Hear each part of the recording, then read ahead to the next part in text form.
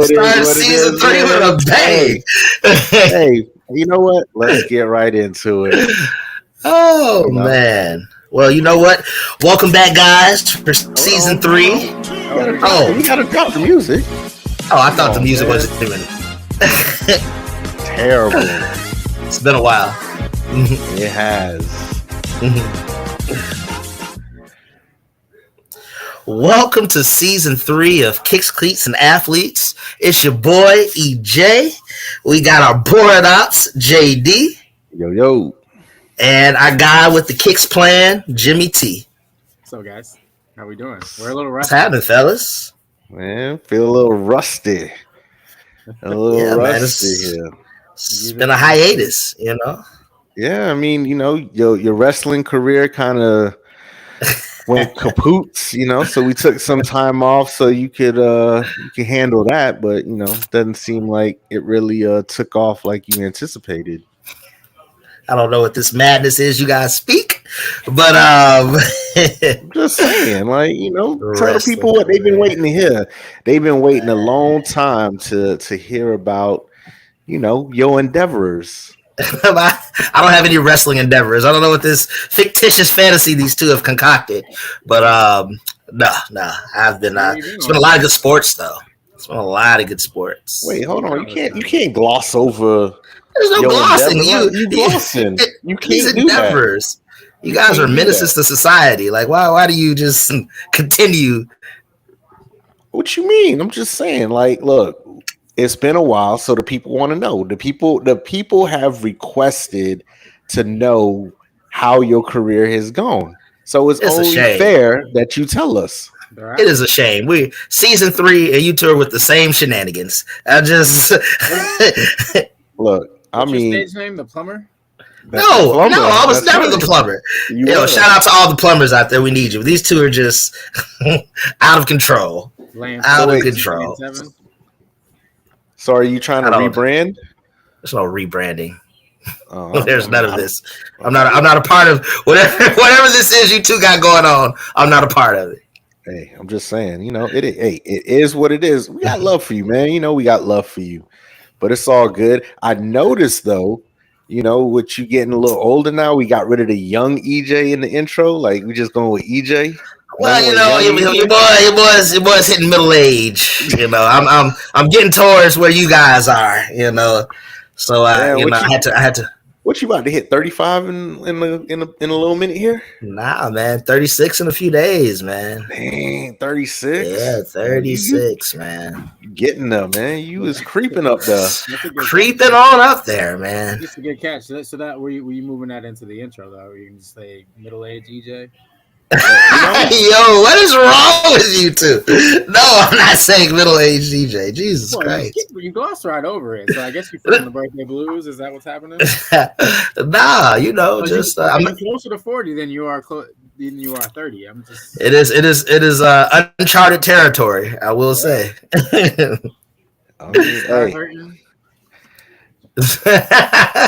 Not looking forward to it, man. ARP's calling, you know. I just. Yeah, you're not far. So you know, hey, it is what it is. That's awesome. But any before we get into our show, what you got going on for your birthday? I'm going to NOLA, going to turn up down on Bourbon Street for a little bit. Boy, feel like you're gonna be in someone gutter in Bourbon Street. Nah, I'd probably be mostly like laid out on the side of the road somewhere. Wait a minute now. Who are you going with? We need to make sure they sign the contract. They signed the contract. You know what the contract is, right? And make sure that EJ makes it back home safely. They are. I'm not playing with y'all today. Hey, Jimmy, do you realize that that's a lot of responsibility for one person to have to keep an account of him in another state? Drinking. But that's what I'm saying. Like one person trying to keep account of that is that man. Yo, what is wrong? Maybe young EJ. Those were the monikers that were attached. But middle age EJ. Okay, all right. It's maturing. It's a little different. I'll be in the French Quarter. I'll be at the art exhibits. Be sipping wine tasting, but you're supposed to spit the wine out, EJ. Oh, got you. Oh, I'll be going on some curated tours and such, Curated tours. All right. Oh man. All right. Well, when are you leaving? What's the day? Tuesday? Today Thursday. Is the 5th. So you leave Thursday. Okay. Yeah. Mm-hmm. All right. Well, that's what's up. Happy early birthday, and enjoy your trip. Appreciate you. If we don't have a show next week, then something happened to him. But my goodness, I'm just subscribe to these things. We just gotta let the people know. But as we going through, we gonna get you with a great show. It's season 3. We back.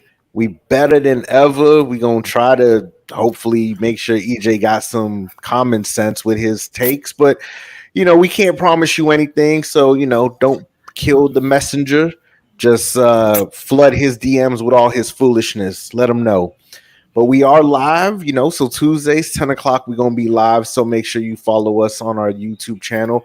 Check us out on our IG. You can find the link there. But, let's hop into the show. We got a great one for you guys tonight. We'll talk a little bit about the Super Bowl and EJ's bust quarterback not coming through. EJ wanted to talk about some brotherly duos, so the best brotherly duos in the NFL. So we'll touch on that. We'll talk a little NBA midseason MVP, and we'll leave you with some QB carousel. And we got the draft coming up. We got a few quarterbacks on the move. So we'll talk about where we think they might go and what the landscape of the NFL might look like. And of course, we'll leave you with some trivia and kicks. We're gonna do some kicks, Jimmy T. What did we decide there? We'll get some kicks for everybody. All right, and we're gonna leave y'all with some kicks to start off season 3. So let's just jump right into it. The Super Bowl, the Kansas City Chiefs knocked off the San Francisco 49ers again, and once again, Brock Purdy folded under the pressure. Oh God. So, what was your takeaway from it? What was your takeaway from the Super Bowl? Was it good, bad, feeling different? Let the people know. I can't stand by and let you just mischaracterize Brock Purdy in this way. That man did not fold. He was not the folding party. Kyle Shanahan folded. That's who folded because he didn't know the rules. If he knew the overtime rules, he would have never taken that ball first. You never give Michael Jordan the last shot. You don't do it. You take the ball out of his hands. He did Brock Purdy a disservice. Brock Purdy did nothing to lose that game. I repeat, Brock Purdy did nothing to lose that game. He also did nothing to win the game. Wait a second now. Now that's inaccurate, sir. The man made tough throws. The man made tough throws. Debatable. So, okay, Kansas City's defense, who's been a top-notch defense all year. They've been top of the league all year. They didn't turn this man over. He didn't turn the ball over. Brock Purdy is a game manager. His whole sole purpose out there is to not turn the ball over. So he did what he was supposed to do by not turning the ball over, but he's not good enough to win the game, as we saw. The reason they did not win that game is because Kyle Shanahan decided to take that ball in overtime. He literally put Brock Purdy in an untenable situation. Even if Brock Purdy scored, you still giving Pat Mahomes a chance. They're probably going for 2. Score too. Yeah, but you're putting that pressure back on the defense. But he couldn't even do that. He ended up kicking a field. He ended up getting them a field goal. He couldn't even get him in the end zone. So he didn't march him down there? And then he folded. What happened when he marched him down there? Nothing. And his center just didn't whiff on Chris Jones and let him all in his face. So instead of the man taking a sack, he had to get the ball out. And he can't block and throw too. He can't do both. His center literally completely missed Chris Jones. Oh, so now you're blaming the center. So when we first started the conversation, it was on the coach. Now it's on the center. Hey, it's on the center. So Brock Purdy gets no blame for this. It's on the center. It's on Christian McCaffrey fumbling. It's on the special teams fumbling. It's on Brock Purdy. Isaiah Pacheco fumbled too.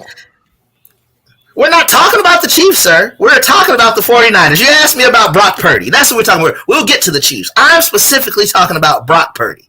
So you're blaming everybody but Brock Purdy. You're darn Skippy. For this man to be in his second year in the NFL, year 2, take his team to the Super Bowl, no turnovers, didn't crack under pressure. What more can you ask? The man literally lost to the Michael Jordan of football. Ain't no shame in that. Ain't no shame in losing to Pat Mahomes. The only person who didn't lose to Pat Mahomes in the Super Bowl is goddamn Tom Brady. So if that's the company you in, hey, what you want me to do? He ain't Pat Mahomes, but ain't nobody else is either. Nobody else is Pat Mahomes either. Talking about Brock Purdy. All Brock Purdy did was put the team on his back. That's all he did. Oh, interesting. Put the team on his back till his knees buckled, huh? His knees didn't buckle. He didn't get them over the finish line. So he didn't do his job. Did you hear? Buckled. You know what? I got something else to say. I'm gonna let Jimmy get in here, but I got some things to say about exactly what Kansas City thought about. No, go ahead, Jimmy. I'm gonna save that because you're trying to get me fired up. I'm gonna save that. Get you fired up. Keep going. So, literally, if you listen to the coach's tape, when Pat Mahomes comes back after the overtime, like when the overtime's about to start, when he comes back to the Chiefs sidelines, he was like, "Oh, they took the ball. They just lost." Travis Kelce like, "Oh, they're receiving? Oh, game over." Their team knew by that one critical mistake, game over. You don't give Pat Mahomes that kind of ammunition. That dude is the comeback king. He thrives in those moments. He plays at such a different level. So to put Brock Purdy in that untenable situation, what you want a second-year quarterback to do? He didn't fold. That's a miscap. Oh. Hey, I mean, he the reason they lost, Jason? He the reason they lost? He's not definitely. Yeah, he's the quarterback. He is the quarterback. And as much as you want to praise him, you gotta give him the fault too. So he's the one that turned the ball over all those times. He didn't do what was necessary for them to win. He had them in the red zone. Christian McCaffrey fumbling all over the place. Man, they stopped him. Freaking players, they hitting it was all sorts of calamity that had nothing to do with Brock Purdy. Had absolutely nothing to do with him. You sure? I'm just saying. Jimmy. Go ahead, Jimmy. I can't talk to this man. Go ahead. I mean, I thought they stopped running the ball. Enough. He got pass happy again, like he normally does. But I'm not going to talk about the 49ers. I'm just going to talk about one-on-one. Pat Mahomes. Of course, I tell you what, Jason, it was you and I talking about it, right? The MVP of the first half of that game was the punter for the Chiefs. Oh, yeah. Who they cut, by the way, are not re-signing. They re-signed. What's the dude that got in trouble? Azaria, something like that. Yeah. Ended up being acquitted of charges and whatnot. But it was a defensive battle the first half of the game. But 1-1.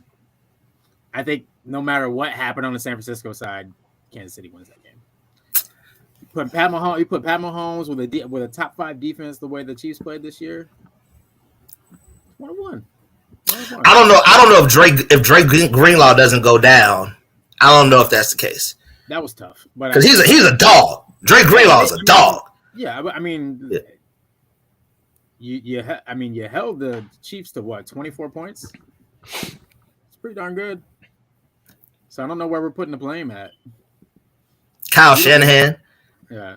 Christian McCaffrey. He always trying to put some. He did the same thing last year too with Jalen Hurts. Jalen Hurts played out of. Well, that was a crazy fumble. Who just fumbles this? Made one mistake, and that's. Hey, this is the Super Bowl. This is the Super Bowl. You can't afford to make those mistakes. You can't afford to make any mistakes, really. Pat Mahomes is just so great. He could overcome his mistakes. Man, Houdini. He Houdini out there. Yeah, you give him enough possessions, though, he's going to come and take the lead. So, because you got to be able to score points. They had Pat Mahomes looking crazy that first half. His numbers were looking absurd, like abysmal. It was a defensive struggle. So, I mean, you have to go out there and you have to put up points. Whether you want to put that on the coach, or you want to put that on the quarterback, I know where Jason's putting the blame. Because think about it like this: if the Chiefs would have lost, who would have gotten the blame?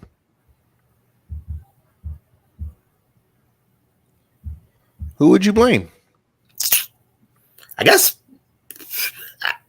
Pat Mahomes, but I don't know. I don't know if I could though, because if he had hold on. So if he had like 375, if he had like 375, 2 touchdowns and a pick, I don't know if you could put that on him.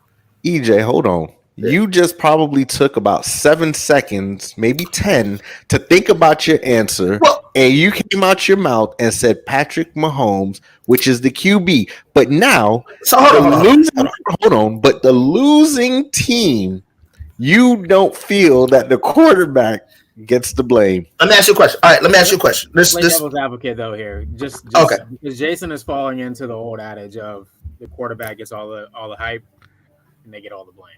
Right, it's not always true. Thank you. It's still. I mean, I guess you give it a 65-35 type. Because I have a prime example. But that's the life. That's the day in the life of an NFL quarterback. There's 32. Would you blame Tom Brady for that loss against Philly? That Super Bowl loss. Is that who you blaming? Tom Brady, who threw for the most passing yards ever in a Super Bowl? He didn't get the job done. I mean, I wouldn't. See, that's where but a lot of people just fall on that no matter what. First of all, Brock Purdy is not Tom Brady. I just used an example. That's all I did. Brock Purdy is a game manager. Managing his team to Super Bowls and NFC Championship appearances and losing. So until they could get them, he lost to Pat Mahomes. What are you talking? So did Lamar Jackson. So did Josh Allen. So did Joe Burrow. So did every other quarterback in the NFL. Don't do that. Don't try to be like, oh, it's Brock Purdy. No, it's Patrick Mahomes and everybody else. So until the 49ers get an actual quarterback, they are going to be in the same situation. They're not going to be any better. They're just going to be mediocre at best. Wait. Who? The 49ers? Yeah. Mediocre? The team is mediocre? Until they could get a quarterback. I meant what is wrong with this man? Getting over that hump. Getting over that hump, I should say, to winning the Super Bowl. Until they could get a quarterback. Do you think? All right. So let me rephrase. I don't want to say mediocre because they probably have like the top 2 running back in the NFL. They got one of the top defenses. Like they got elite all pro players all over their field, except for the position they need most. They have a mediocre last pick in the draft quarterback. Just ain't it. You redraft that draft. Brock Purdy ain't no dang last pick. He going first 3 rounds. Easy. First 3, huh? He probably going in the first round. Probably. So Brock Purdy, you've seen enough of Brock Purdy that you're damn skippy. You're damn skippy. I've seen enough. That man can play. Hold on. So let me ask you this. If he was on the Washington Redskins or Washington Commander, Generals, what is their name? Generals, whatever. The Washington football team. You see? No. That's exactly. Anybody on that team ain't gonna be good. Nobody's gonna be good on that type of team that you just named. Don't even know the name of the team. They're not gonna be good. I don't care who you put in that situation. Down bad. Just saying. Yeah. Hey, I don't know, Jason. If you put San Francisco against any of the other AFC teams, you don't think they win? Heck yeah, they win. No, because we already saw Baltimore beat the brakes off of them. So it's not even like that game. That game wasn't even close. And then what happened? What happened when they played Kansas City? That wasn't Jimmy's question. Jimmy's I'm just question saying. was about putting San Francisco against another AFC team. So there you go. Because your game manager looked like the last pick in the draft against Baltimore. Did he not? Did he not? He looked. Wait a second. Like the last pick. So I can name 3 times the games of good games to your bad games with Brock Purdy. If you look at this man's numbers, this man was a pro. His game manager numbers. What are you talking about? His game manager numbers. Game manager numbers. You're so disrespectful, sir. You are. But you know what? Let's jump into some brother duos because you're just you don't know what you're talking about. You don't know what you're talking about. So when we were talking earlier, you feel Jason and Travis Kelce are the best duo. So NFL, right? That's where you went? I don't want to speak for you, but that's what you were saying, right? I think. Oh, you're changing your tune. No, this is as I think about it. As I take a step back. You think Brock Purdy and Terrible Purdy are the next best duo? See, everybody messing with you right now. So if I take a step back, the quarterback position being the most important position on the field, I guess I have to give the slight edge to Eli and Peyton. But what I will say for Jason Kelce and Travis Kelce, they might arguably be the greatest at their positions ever. Both of them. So, I mean, maybe you could say Peyton Manning, but I don't even know if he was the best at his position. So if we're talking about who you got, Brock Purdy better than Peyton Manning? See, and Brock Purdy even got no brother. You just really are anti-Brock. I want our audience to see that you are anti-Brock. Anyways. So I believe both of those two are going to be first ballot Hall of Famers when they walk in. Jason Kelce, Travis Kelce, probably first ballot Hall of Famers. Both won Super Bowls, been to multiple Super Bowl appearances, multiple first team All Pros, multiple Pro Bowls. I think I got to give it to them. I'll give the Watts an honorable mention, but we put a premium on winning. So I got to go with the Kelces. All right. What you got, Jimmy T? Who bumping the music? It's hard. It's hard to me. I can't put them over the Mannings. Can't put them over the Mannings? So what? They have 4? And y'all know how much I love offensive line. I don't think I can. They got 4 in between them? What, Super Bowl? Eli and Peyton? They both got 2 each. We just talked about it. If you can't win the Super Bowl without the quarterback, right? The center and the tight end are keys in the cog. Well, hold on now. They're not in the cog. Well, I mean, Jason Kelce won a Super Bowl with Nick Foles as the quarterback. You wouldn't probably say he's an all-time great. Right. But he won. Who's better, Nick Foles or Jalen Hurts? I would say Jalen. Okay. So they lost with him. So I mean, you're right. And that's also you're right, 100%. But that wasn't Jason Kelce's fault. And then let me give you why I also give Jason Kelce kind of an edge. Like, isn't he Kelce? Yes, Kelce. No. I mean, I guess they said the real name is Kelce. They just rolled with Kelce when they with Kelce. Okay. Okay. So that whole tush push, it all starts with Jason Kelce. Jason Kelce was, to me, the MVP of the Super Bowl if they win last year. So they wouldn't have given it to him. But you guys, if we would have came on the show and you guys would have said who's the MVP, I would have 100% said Jason Kelce. So big fan. He's first ballot.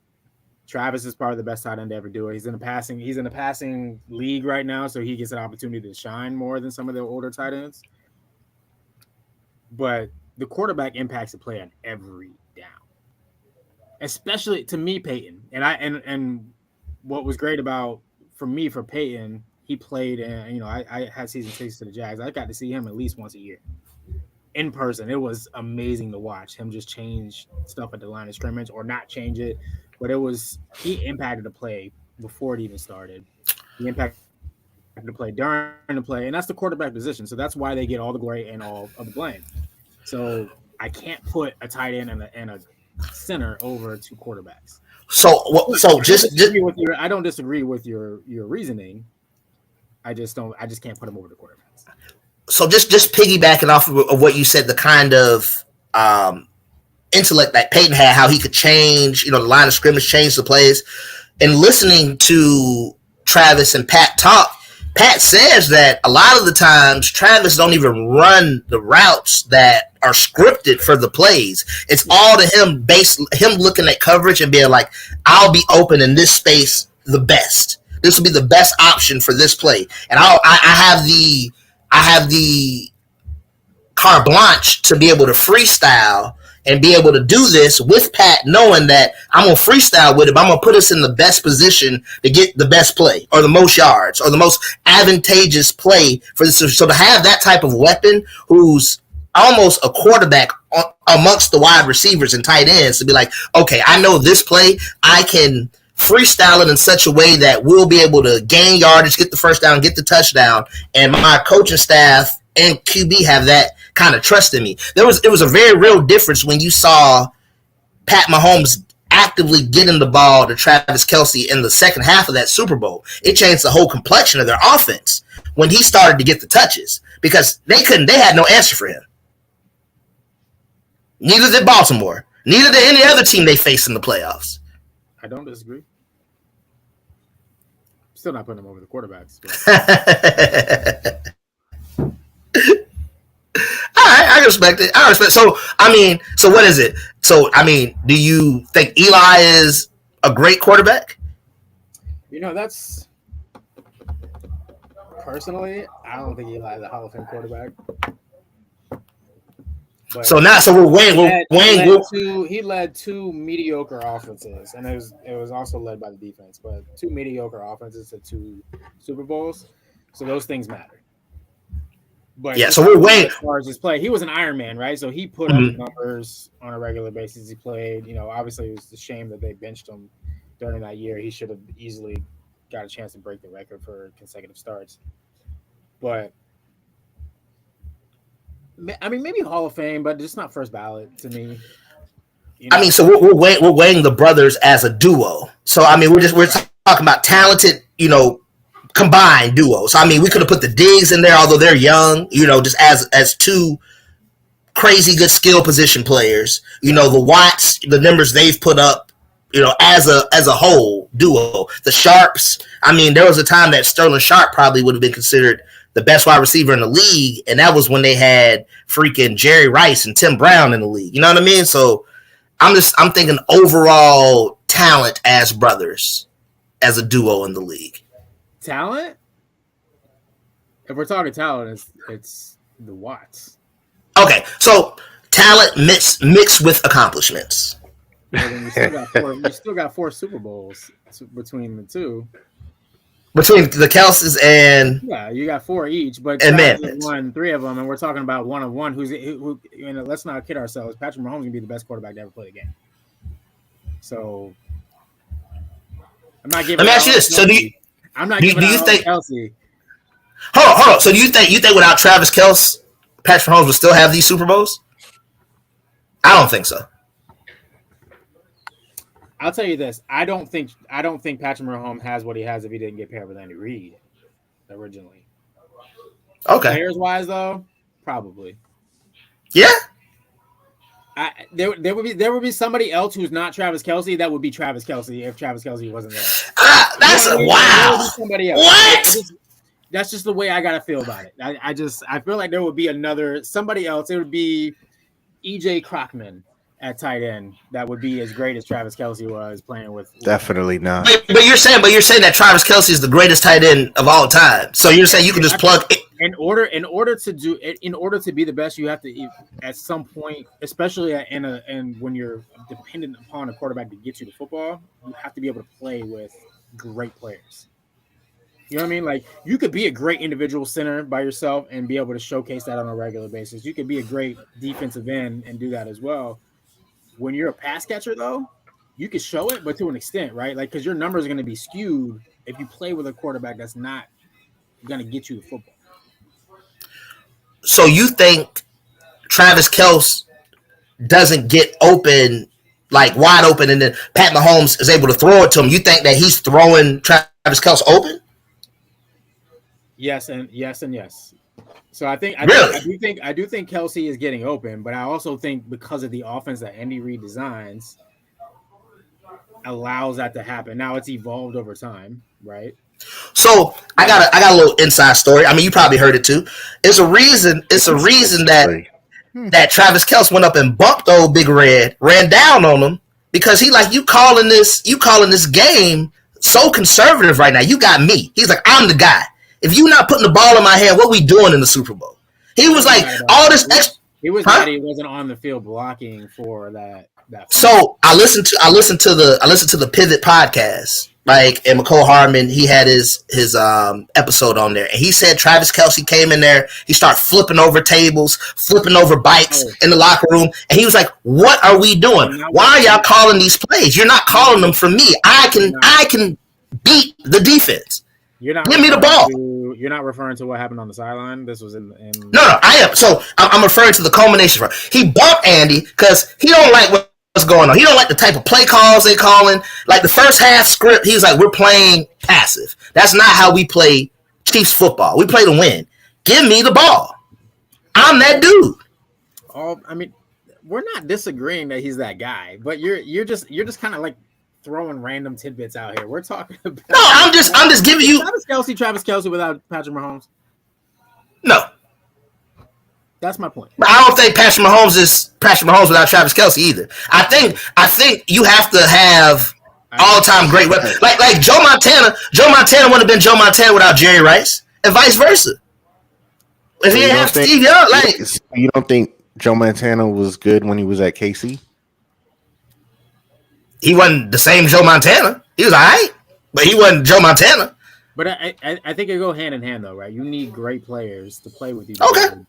You know what I mean? Like, I just don't want you to diminish Travis Kelce's greatness.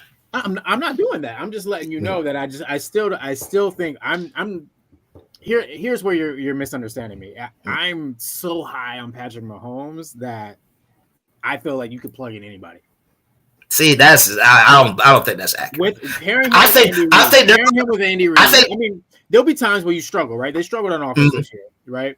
But Travis Kelce was there, because the league catches up to you, right? But what do? You have to counterpunch to counterpunch, right? So they figure that out towards the end of the season, where this is the way we're gonna have to play because the receivers can't catch the damn ball, right? So now they start bracketing Kelce here and there, so it's tough to get him the football. So what happens is Patrick Mahomes' greatness takes over.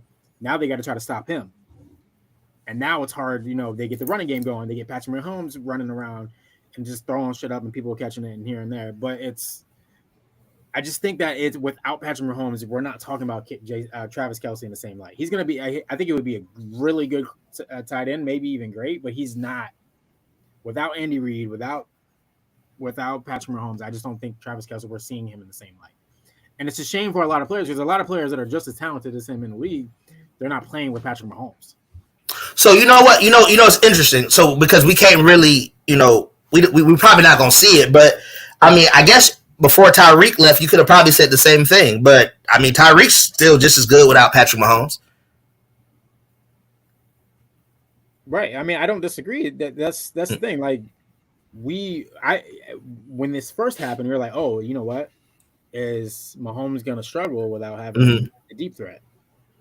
Well, he nixed that. He's won 2 Super Bowls since then, right? Or is it 1? They lost one? That's been 2. No, it's been 2. He's won 2 because they're back-to-back champs. Oh, that's right. Yeah, he's won 2 without him, right? So, but a lot of times you need someone like Andy Reid and Patrick Mahomes to be able to show your skill set, right? Because he was just a return man early in the year, and then when he really started to break out was when Patrick Mahomes took over the offense. Well, no, him and Kelce had a great year with Alex Smith before Pat Mahomes took over. Like they went like 13-3 with Alex Smith. And they lost, I think, to like the Patriots in the playoffs. But their offense was clicking with Alex Smith, so they had the weapons. Yeah, it's just Patrick Mahomes is such an upgrade over Alex Smith for sure. Who was the coach? It was Andy Reid. Okay. I never said Andy Reid wasn't a great coach. He's a great coach, 100%. 100%. But Travis Kelce ran down on Big Red for a very specific reason. That's all I'm saying. Big Red. Jason, okay. You got an opinion? Nope. Because I mean, I like the Mannings, and I think it goes back to what you kind of said, Jimmy T. Just they're the quarterback position, so it's hard to not look at that. And they have 4 Super Bowls between the two of them, and if we're talking about greats and stuff like that, let's think about who they beat to win these Super Bowls. They've both beaten Tom Brady to win these Super Bowls. Peyton beat him in the AFC Championship. Eli beat him in the Super Bowl. So I mean, they've gone through what we consider at this current time, I would say probably the GOAT, which would be Tom Brady, until I think Mahomes will eventually surpass him. But I think right now you still got to give Tom Brady probably the nod. So I think that being said, I don't know if Patrick Mahomes and Travis Kelce and Jason Kelce have beaten those he beat Tom. Okay. Jason Kelce beat Tom to win his championship. All right. Okay, but he's got one. Foles beat Tom. Okay. Who was protecting Foles? Who was protecting this man? What was the play called? With the Statue of Liberty play or whatever? No, it was like Philly Special. The Philly Special. There we go. Yeah. The Philly Special play. I mean, so it's like, but at the same time, so I don't. It's a hard one to think about, because they all play different positions. I mean, we're talking a center, a tight end, 2 quarterbacks, and then if you go the other route, you got a receiver and a DB with the Diggs, and with the Sharps, you got a tight end and a receiver, and with the Watts, I mean, they're all on the defensive side of the ball, whether you want to consider one a linebacker and the other a D end, or both D ends, or however you want to look at them. And them boys good. They are. And, so I think it's just a culmination of the fact that they all play different positions for the most part. Yeah. And I mean, let's be honest. I mean, they're all dominating in their respective position. I mean, if we're looking, Stephon is taking a step back. Well, that's because he don't want to play for Buffalo no more. That man, he done with Buffalo. And, and even, the brother, he got hurt this year, didn't he? Yeah, he tore his ACL or something. He had been leading the league last 2 years of interceptions. Yeah, so I think they've all, which is interesting enough, they've all been dominant in their respective positions for their respective teams. So you can't take anything from any of them. Probably the only one that you could say has not been would probably be the third Watt brother, who really didn't have really much of a breakout because he's playing fullback or tight end. Yeah, he was fullback. Yeah. So I'm still think he's in the league though. I think he's still with he's still with Pittsburgh. Yeah, he's still with them, I think. But besides that, I think they've all been, like I said, they've all been dominant. So it's really hard to pinpoint. But if I had to go with a duo, I would probably go with the Mannings, just because they're the quarterback position. A lot falls on them. If they don't get it done, it's going to be hard to get it done. Think about it. If you look at, I don't even know how far you want to go back, but just the past Super Bowl MVPs, it's all gone to quarterbacks. So, it's not like you're looking at a tight end that got this, nice award for Super Bowl MVP, and so on and so forth. So I think you just kind of got to give the nod a little bit to the Mannings in that regards. So I'll go there. But yeah, so let's just move into some. Actually, do we want to stay with the NFL and just hit the quarterback carousel, or do we want to jump in, switch it up to some NBA? Which way you guys want to go right now? We haven't had a lot of NBA talk. We haven't had any yet. Yeah. So that's what I'm saying. So we could either just end it with the NFL and just do the quarterback stuff. So we just talk all NFL, and then last we go into the NBA. Or how are you feeling? You want to break up NFL and hit a little NBA? Because no matter where we go, you're gonna say something that makes no sense. So man, I already got who the MVP is in the league. So you know. So you tell me, all right, you know what? Since you already got it, let's go. NBA. So we're a little bit more than halfway through the season. You know, things are starting to take shape. It looks like the Bucks seem to be starting to figure it out with Doc Rivers because they struggled once he took over the team, but they have not lost since they've come off the All-Star break. So they're looking good there. Philly, we know, is kind of trying to tread water until they could get Embiid back. That was a big loss for them. The Knicks are treading water as well. They're dealing with injuries because Brunson just got hurt last night, I believe it was. So with Julius Randle already out, so they're kind of treading. Cleveland, same way. Donovan Mitchell's out.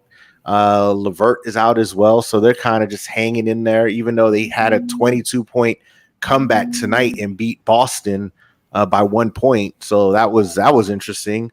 Miami's starting to make a push. Boston is Boston. They kind of been running it from the start, and they're just kind of, like I said, they took a loss tonight, but they still hold well. And then you look out in the West. You got the Nuggets that they're there. You know what I mean? They're not really dominating, but they're there. The surprise is probably Minnesota, with Anthony Edwards kind of leading the way and taking charge. Is he going to be the new face of the NBA? The Lakers are way back there, but hoping to make a push. LeBron hit 40K, so that's nice. Golden State, Draymond came back. They went on a nice run. They've been looking good, but they've also taken some bad losses, especially that one to Boston was beating them down over the weekend. Phoenix still hasn't found their footing yet. I think with their big three, they're struggling a bit, and it doesn't help that Bradley Beal is injured every other game, and then he's out for like 2 weeks.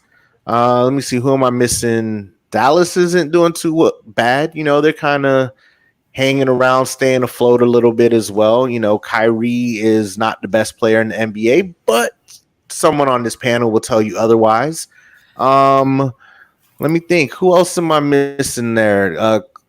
The Clippers, they're not looking too shabby. Paul George just came back.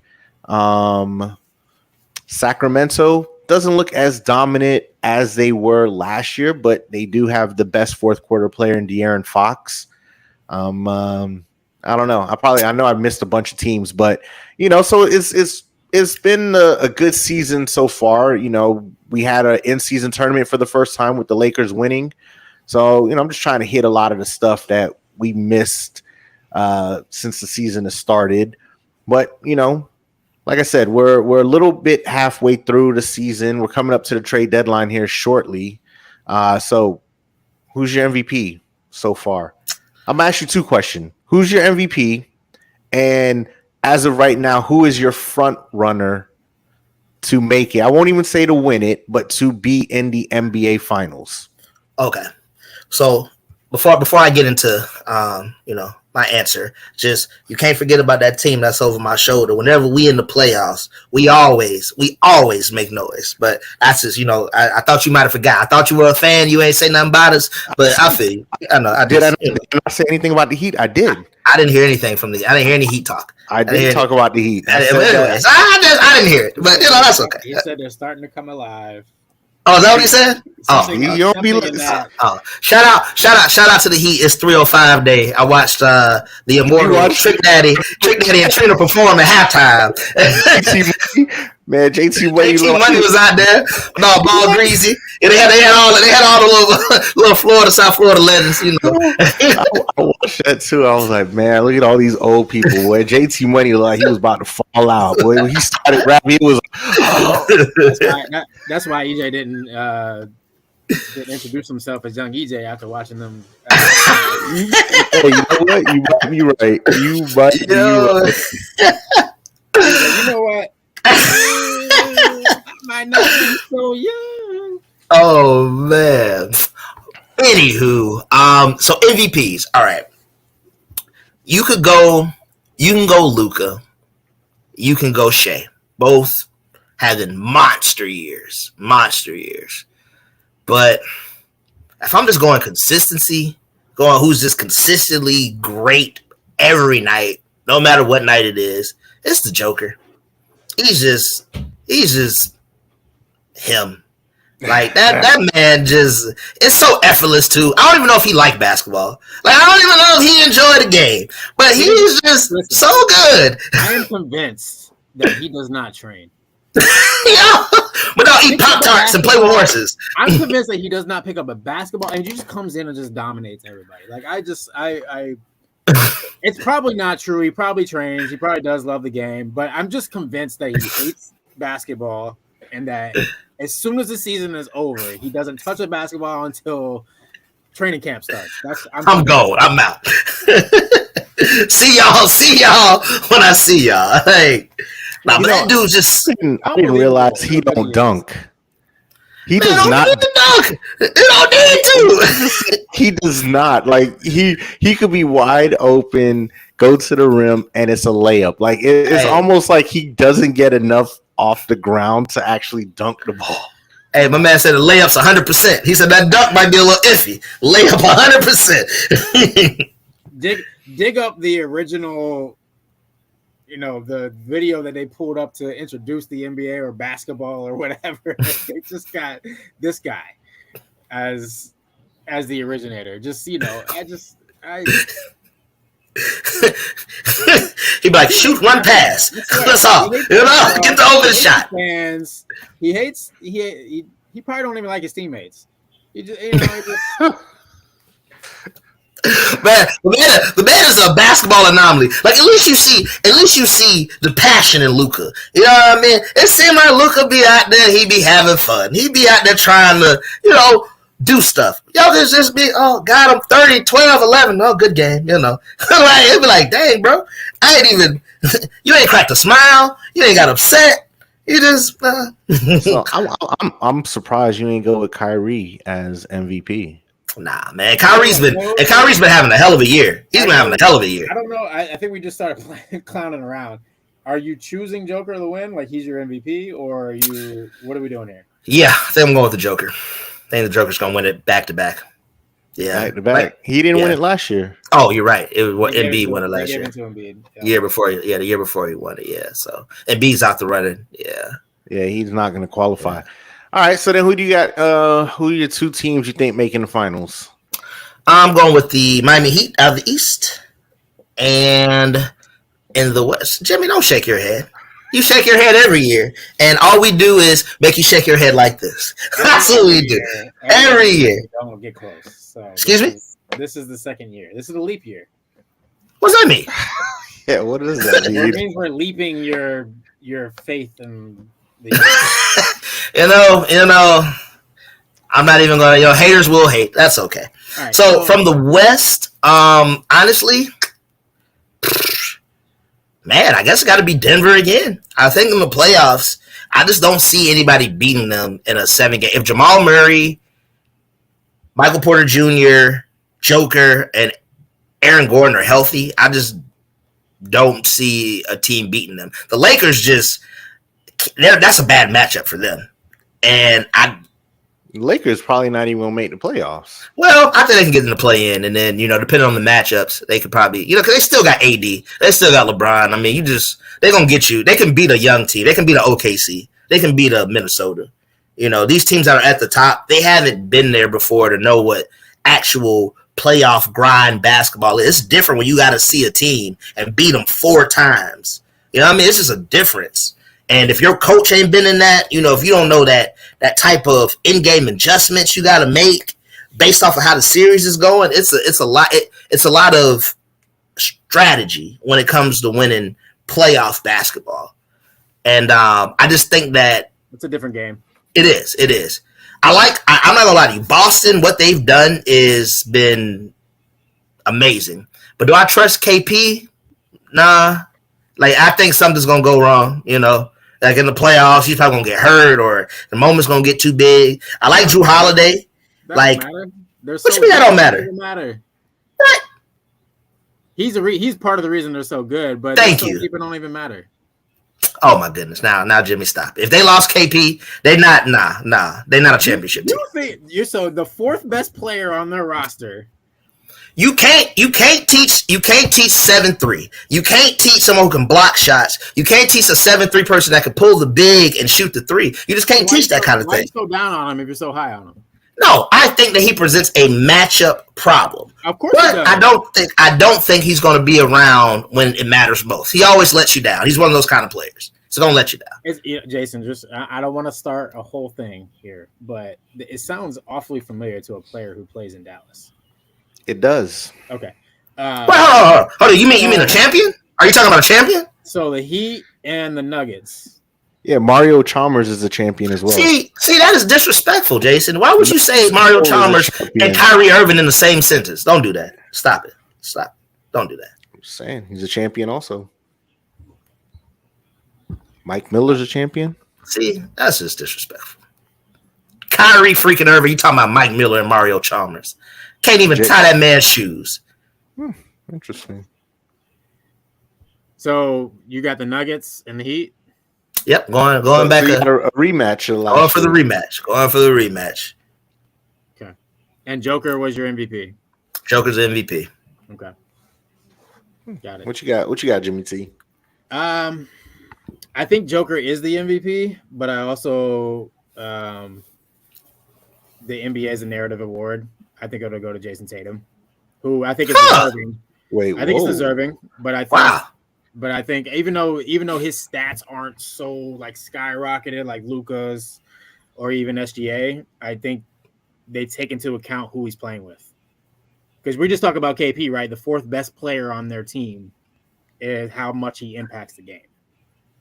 So I think best player on the best team, I think is a narrative award. I think he wins it. I think Joker is the MVP in my opinion.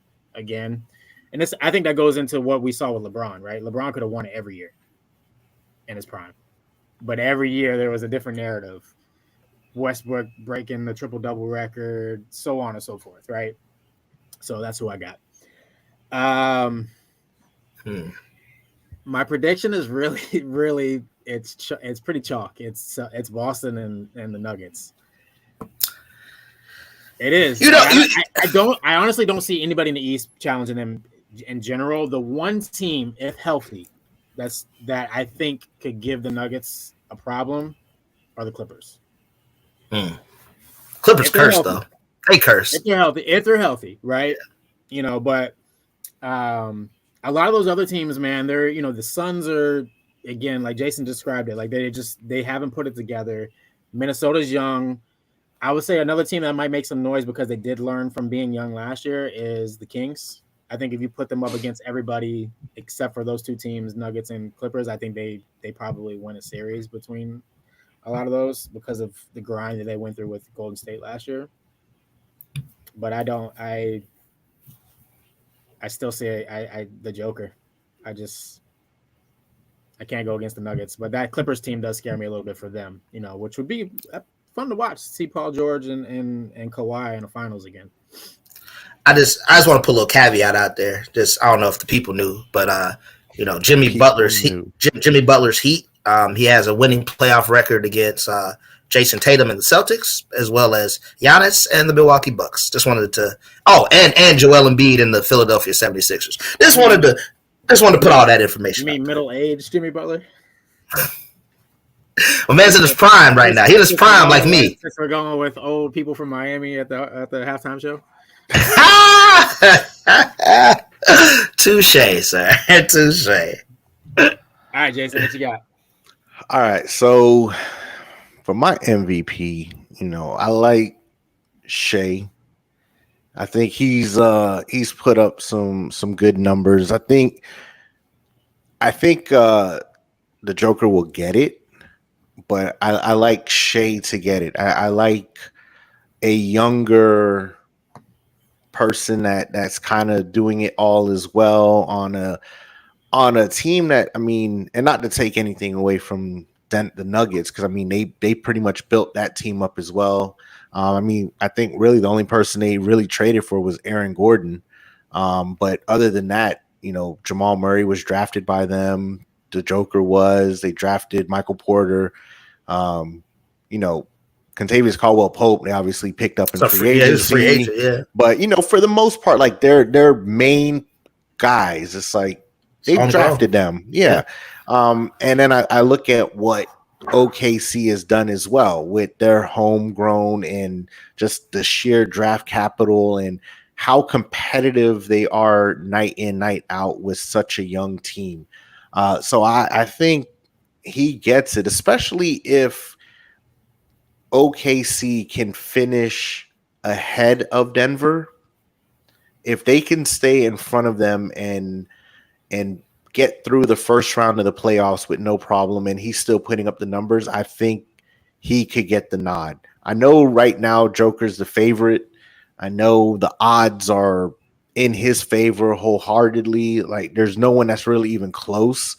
But I think it's time, you know, to kind of pass that torch. Because like I said, and I've been saying it, like his game is boring.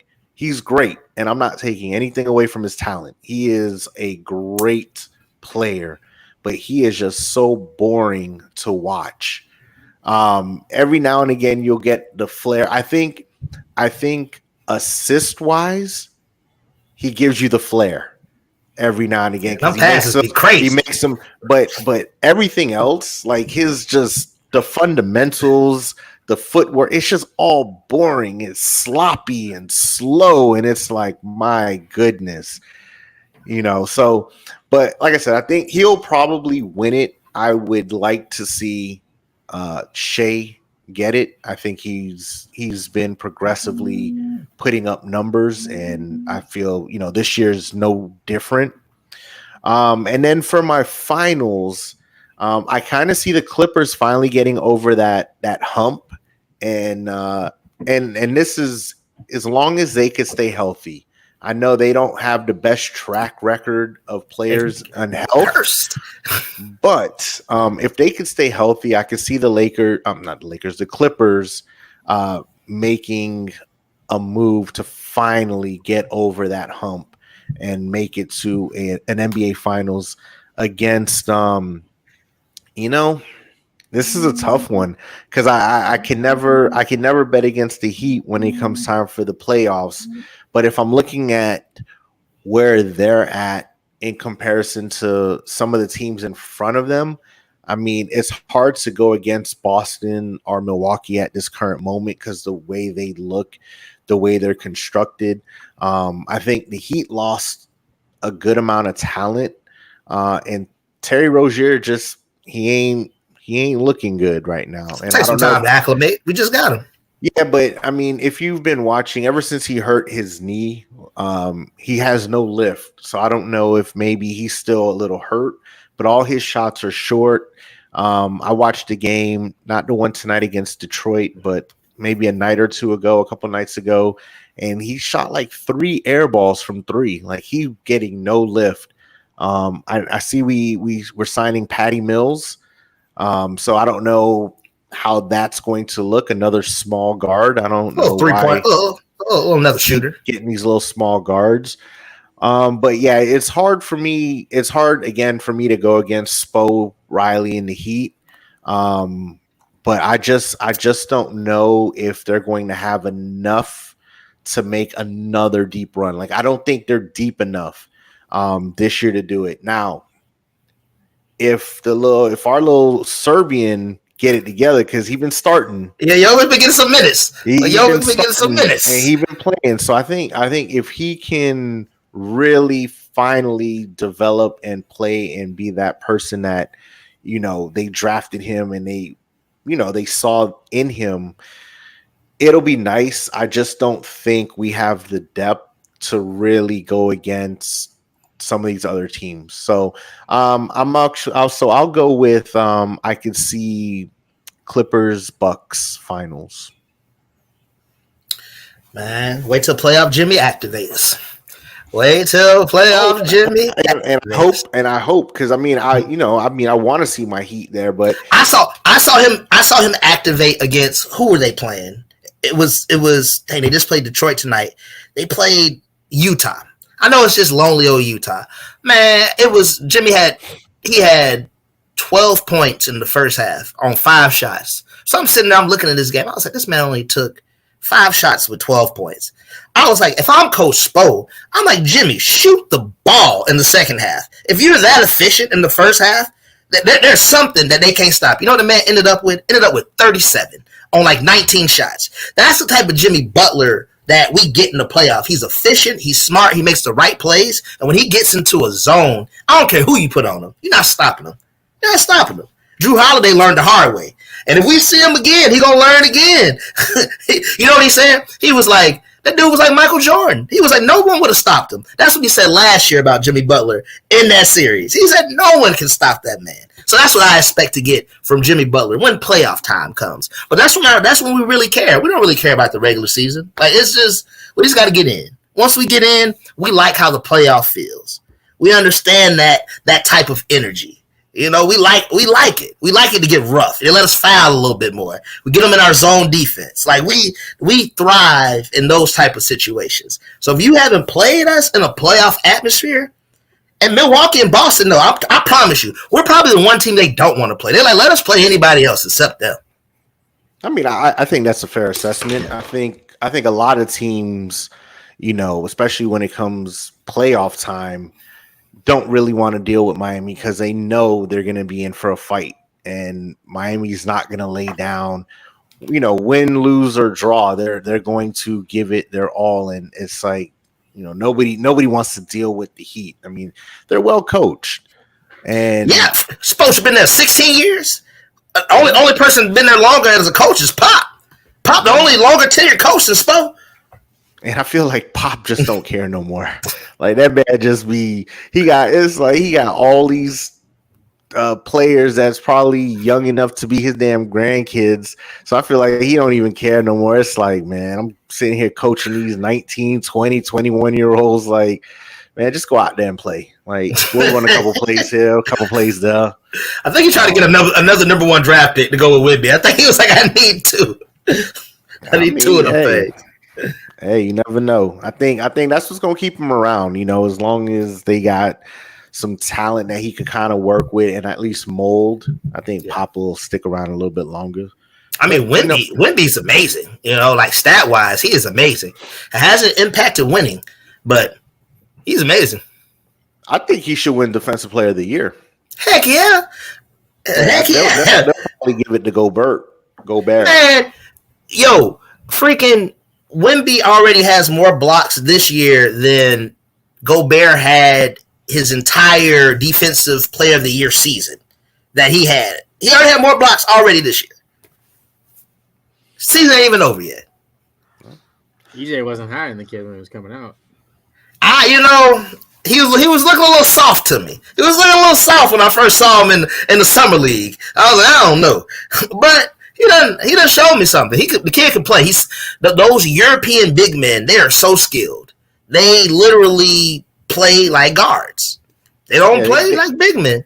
They've definitely transcended the center position or the big man position. You know, a lot of them now, it's not that traditional like a Shaq or Dwight Howard where, you know, you're backing down and this, that, and the other. Now these boys are shooting from threes and you feel me? They run in the court, they bringing the ball down. Like, they just, it's different. It's different. Yo, Sengun's gonna be nice too from Houston. Another foreign big man. He's gonna be nice. Oh, he's good. I like him. Yeah, I like him. Yeah. But he was having a problem with Wemby tonight, though. But they ended up winning, though. Houston won, though. Oh. Yeah, Houston won. So, I don't know. I mean, I think a lot of people are going to have a problem with Wemby. I mean, you're not going to be able to block anything of his. How is he so big? Yeah. Yo, he like Groot. He just get tall. Man. Well, you know what? I have a problem with him on if he's on defense. Definitely. But let's jump into this last topic real quick. Let's get into this QB carousel. So we know we got some QBs that are about to find new homes.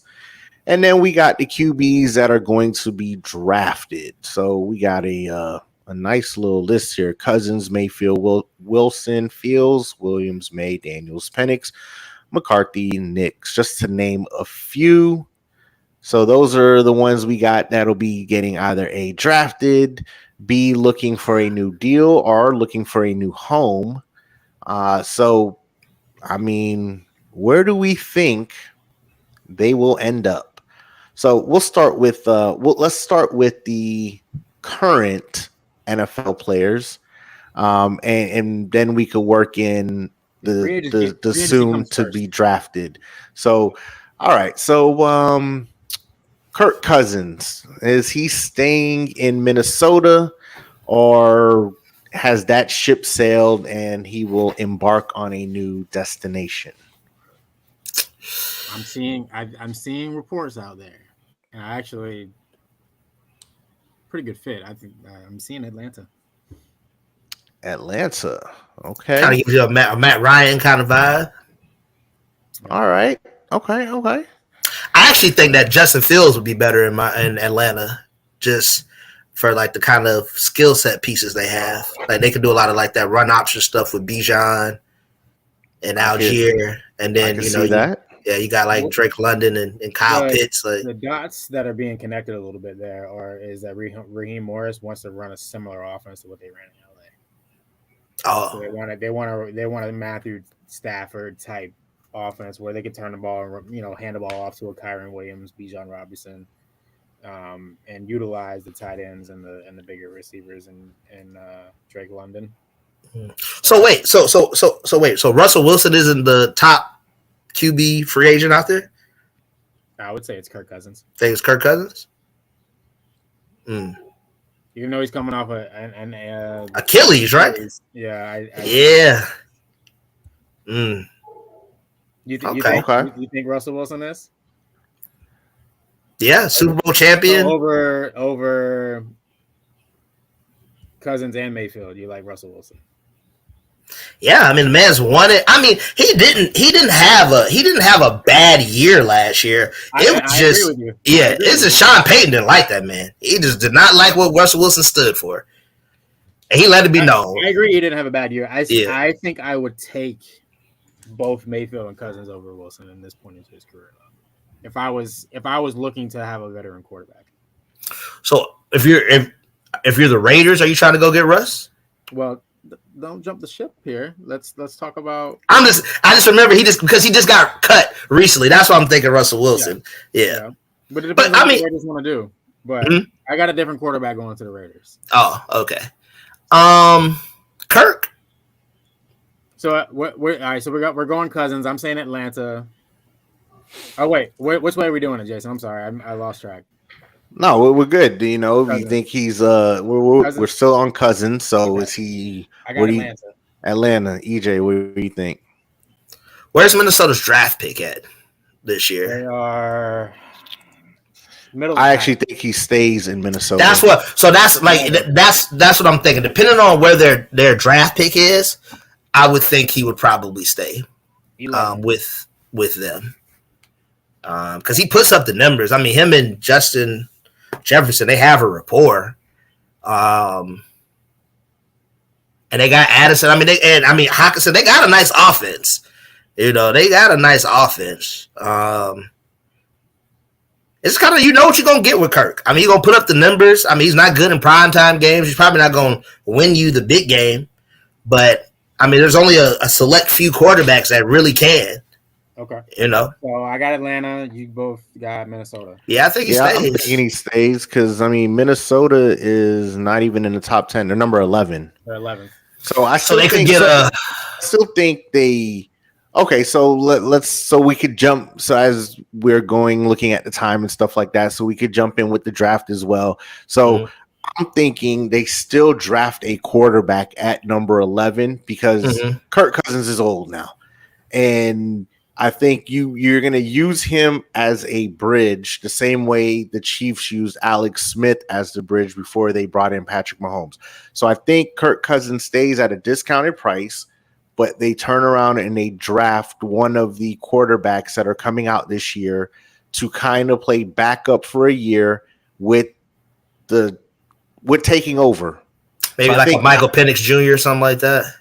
Or, buddy from Michigan, because they said he's JJ McCarthy. I don't think he's been moving up. They say he's been moving up the draft. I don't know why. I honestly don't know why. I don't think he's going to make a great NFL quarterback, but that's just. I don't either. But regardless, I think that's the route they will go. I think they'll still keep Kirk Cousins on a discounted price, maybe a 2-year. I mean, because he's made a ton of money. Like, he's been making a lot of money on these little deals. So I still think he gets a nice little deal. Maybe 2 years, probably $45 million for the 2 years. Maybe just 1 year guaranteed.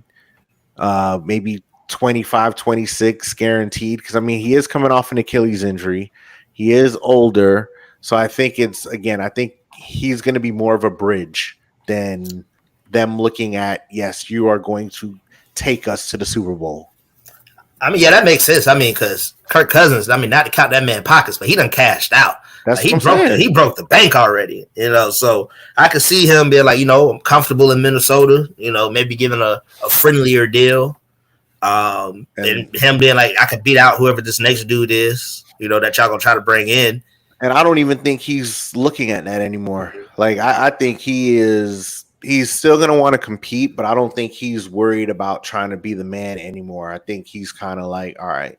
Yeah. I mean, he ain't that old now, Jay. He ain't that old. He's 35. And the reason he's 35? Kirk Cousins? He's 35. Him and RG3 came in the same. Is RG3 35? RG3 came out early. Well, so Kirk Cousins played all 4 seasons, and he might have even been a fifth year senior. So he came out a little older, I think. I can look him up though. Let's see it. I'm about to say. I know they were in the same draft. So while he looks him up, let's move into the next quarterback, Baker Mayfield. Oh, he had a great year. He had a great year with the Bucks. I mean, number wise, record wise, the Bucks. I mean, they were the benefit. They benefited from a weak division. Hence why they made the playoffs. I mean, yeah, they win a game and all, but they could have beat Detroit too. They could have beat Detroit. They could have.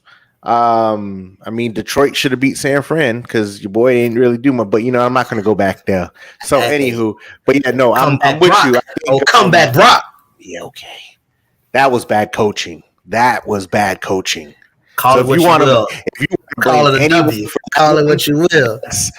So when did you become a 49ers fan? I'm a Brock Purdy fan, sir. I'm a Brock Purdy fan, not a 49ers fan. Brock Purdy. That's another show.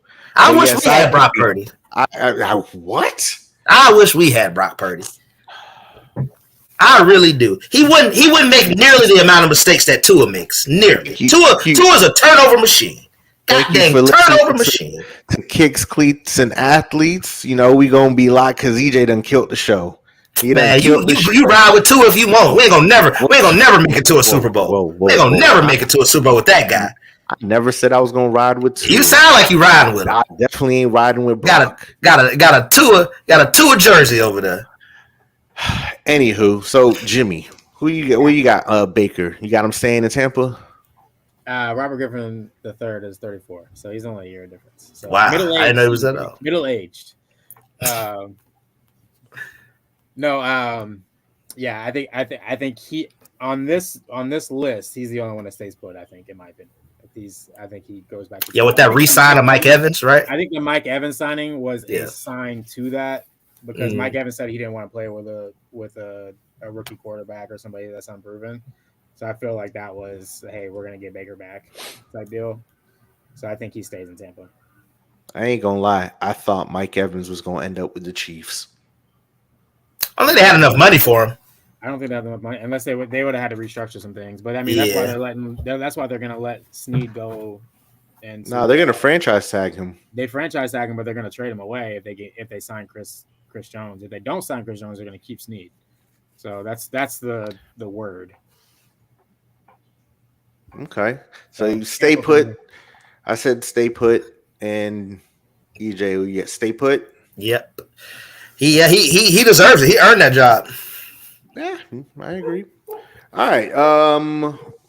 Russell Wilson. As we all know, he is going to be cut by the Denver Broncos. They're just waiting for the new NFL season to start, which will be March 13th, I believe. So we know he's not going to be in Denver. So let's pick his new destination. Where do you think he's going? I'll start with you, EJ. If I'm him, I'm going straight to the Raiders. I'm calling AP today. Like, I want to stick it to Sean Payton twice a year. I want that man to see my face every year. To be like, yeah, you thought I wasn't like that? All right, I'm going to show you. That's what I would want to see. I would like that rivalry. I think that AP could bring out that dog in Russell Wilson. And we've seen the man make plays as a quarterback. He wasn't no scrub quarterback. Like, the man make plays. So you give him a Devontae Adams. Like, I think in a running game, if they sign Josh Jacobs back, like, I think that's a recipe for success for them. He's definitely a upgrade over Kevin O'Connell or whoever they had at quarterback. Then they have Jimmy G. Then he get hurt. Hey, man, that man doing steroids and still lost the job. He need to go back to his man and be like, you gave me some tainted stuff because I lose the job and I'm juicing. Oh boy! All right, so you're Raiders. Yeah. What you got? Where you going, Jimmy?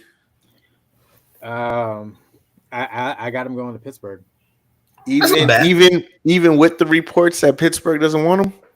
That's just yeah, that's hearsay. I'm saying the standard is the standard.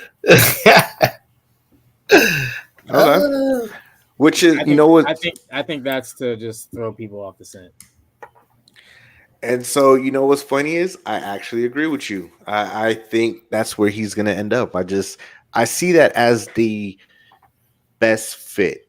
I think right now, Kenny Pickett is not ready to take over a team. He's just not there. I think he still needs a little bit more development. So again, another bridge type of situation. I don't think, you have Russell for a whole bunch of years, maybe 2 years.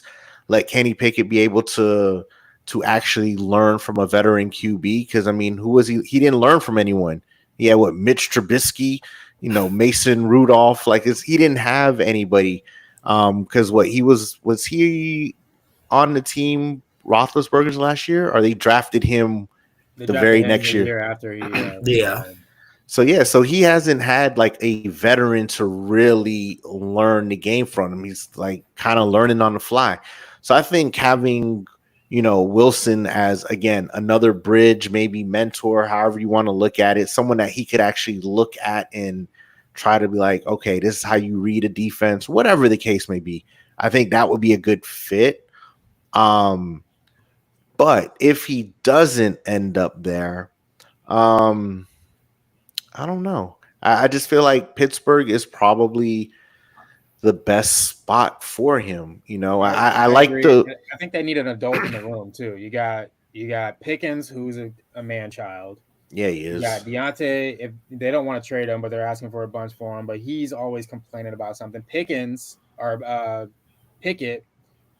was pouting because he didn't get the starting job back. They need an adult in the room.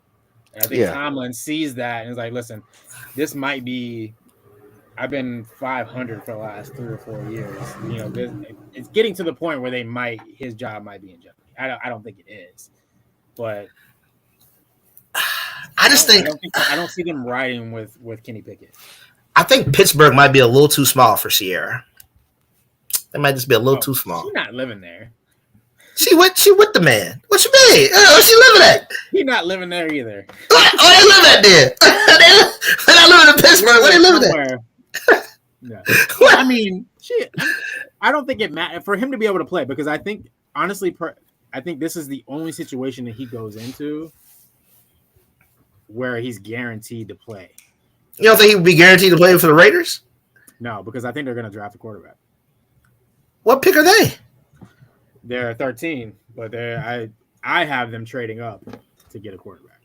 I think they're sick and tired of these veteran quarterbacks that they've been playing. Well, they ain't never had no Russell Wilson. They bringing in Jimmy G and I don't know who these other people are. I think they want to. I think none of them are Russell Wilson. They want to start over and get rolling. That's what I think. Well, I guess we'll see here in probably 2 weeks, a week and a half. I can see Sierra getting a residency in Vegas. I can already see it. Oh God, I can already see it. Russell Wilson doesn't have that anymore. He can't just be like, you know what, I'm going to choose whatever city I want to go to. He's going to pick the city the city's going to pick him.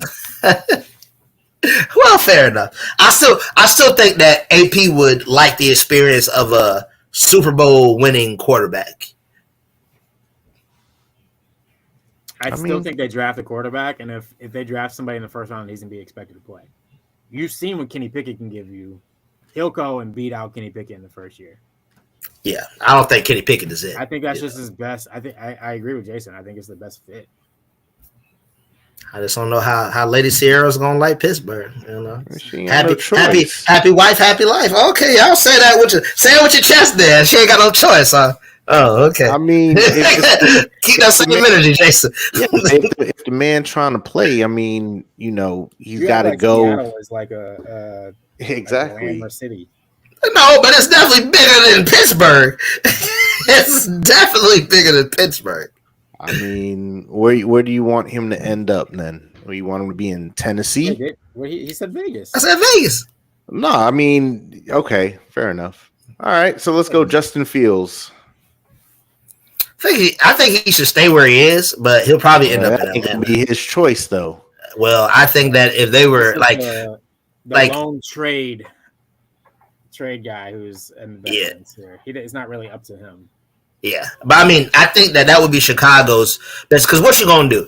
You gonna draft Caleb Williams or Jaden McDaniels, and what's gonna happen? They're gonna have a terrible year. You're gonna fire the coaching staff. You're gonna give them a whole new coaching staff. Perhaps that works. Perhaps it doesn't work. Maybe it's gonna mess up this new kid. Y'all gonna be in the same boat as you are right now.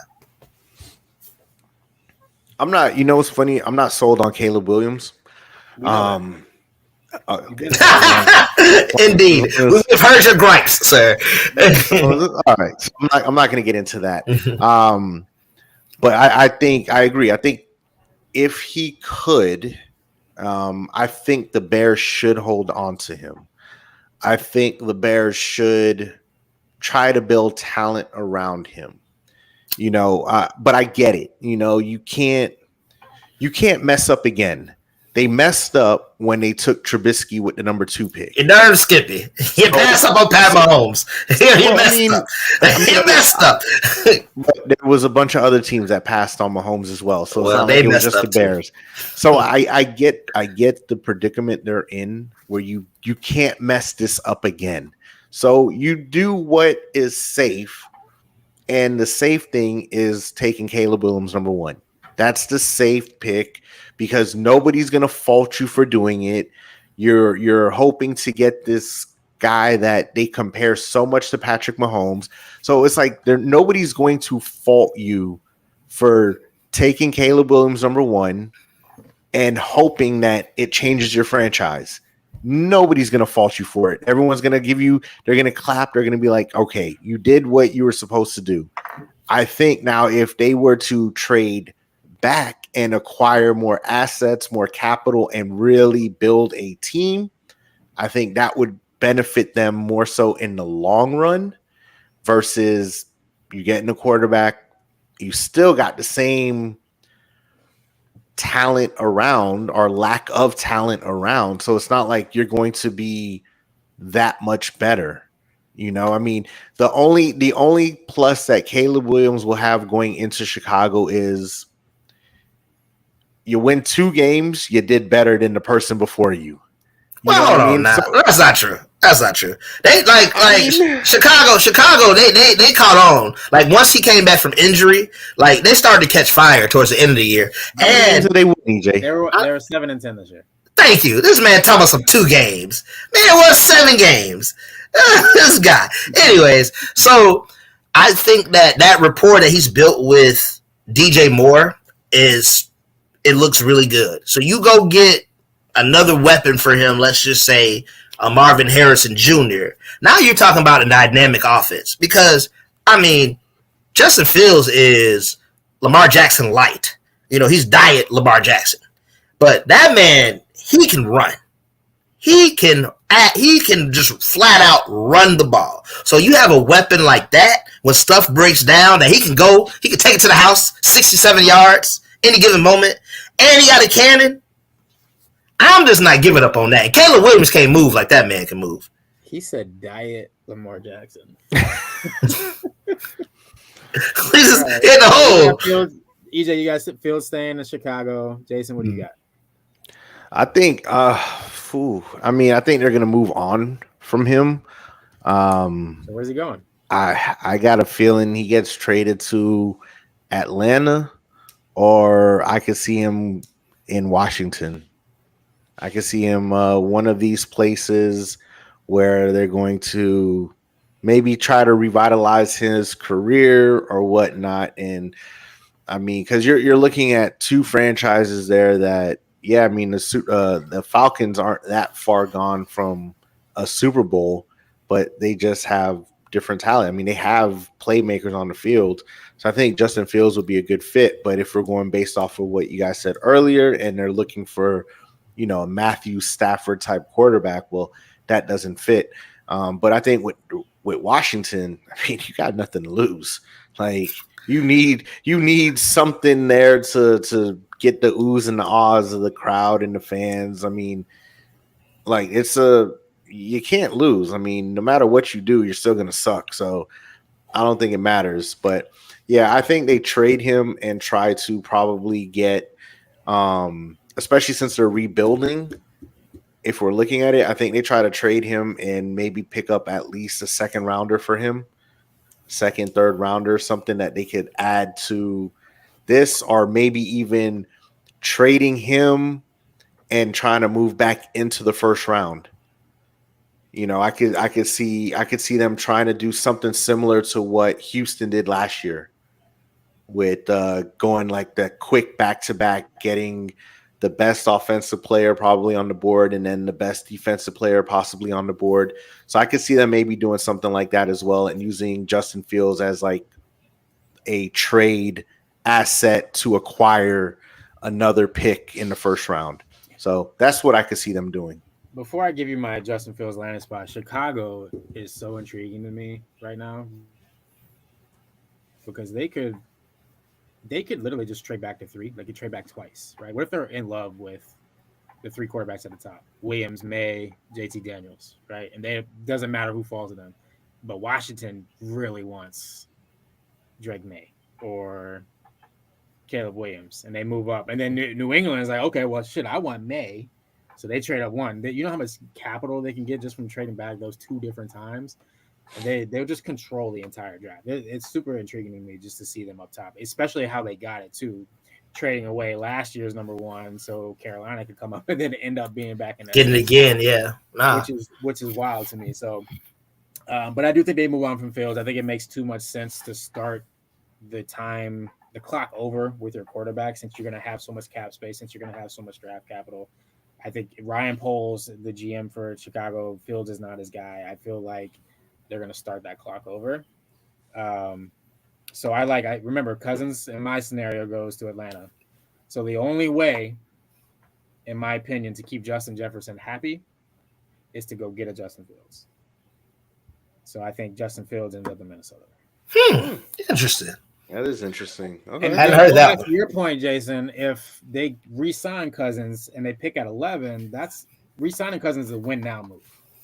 Correct. I don't think they go and get a quarterback at 11 if they keep Cousins. I think they have to wait on that, utilize that to get a difference maker, whether it's the defensive end, the offensive end. But no, because I think Cousins is more so a gap, a fill for now because he's old. Have too much talent, but you're about to use cap space on a quarterback and a receiver. because you got to pay them both. So I think in that sense, when you do that, you want to go and all right, let's make a run for it, because they were winning before Cousins went down. So they're probably looking at their team, and I really like their coach, by the way, Kevin O'Connell. He's on the offensive side of the ball. I really like their coach. They're going to look at that and say we can go compete. They're going to try to get a different difference maker at 11.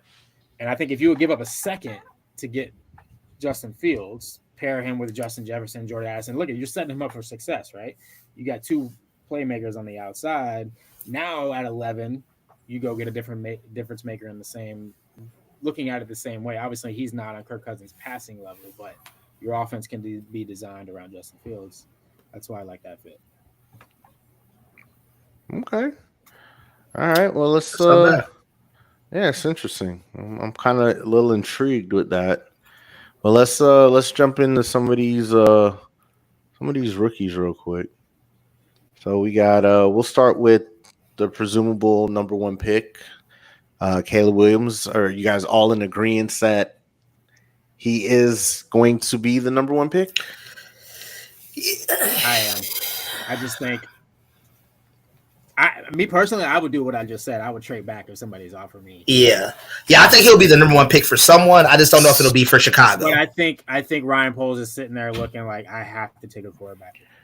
Well, I mean, but again, that's what I'm saying. I think for a Bears fan, or even just an NFL fan, and you're looking at what they did the last time they had an opportunity and they took Trubisky, and it's like you can't mess up again. And Trubisky was a high riser, right? He wasn't the number one consensus overall number one guy going into that draft, right? Or number two or number three. He climbed during the draft process because everybody fell in love with the combine results and things like that. So there's always one of those every year. I'm never taking a QB from UNC or Duke. Those are basketball schools. I'm not taking a QB from there. No, Drake May. I'm not taking him either. I'm not taking him either. If you went to UNC or Duke as a quarterback, that means that there was 50 schools that probably passed on you. So I'm all right. I'm good. Mahomes went to Texas Tech now.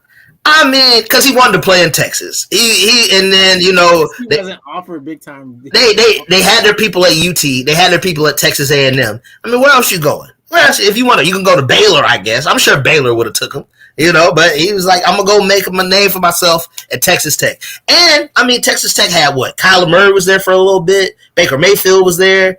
Like, they've had QBs come through Texas Tech. So, Yeah. Anyway. Yeah, don't trust a QB from UNC or Duke. I think it's Williams. Okay. So then who's the next quarterback off the list then? I mean, we got JT. Penix. Okay. And where do you think he's going to go? I mean, it's 1-2. Either he's going 1 or 2 or Caleb's going 1 or 2. But so this is where I think the Raiders move up in the draft and they go up and get JT Daniels. Washington's not going to make that mistake. They don't want no Sam Howell. Well, I mean, it depends on what you're going to get for that. If you move from 2 to 13, you're getting a haul.